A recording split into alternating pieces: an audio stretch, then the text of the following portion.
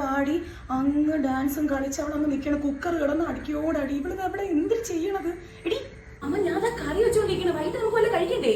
അതിനെ കറി വെക്കണം എന്നും പറഞ്ഞ് ഈ കുക്കർ കിടന്ന് അടിയോടടി നീ ഇതെന്തിന് കാണിച്ചു കൂട്ടണത്?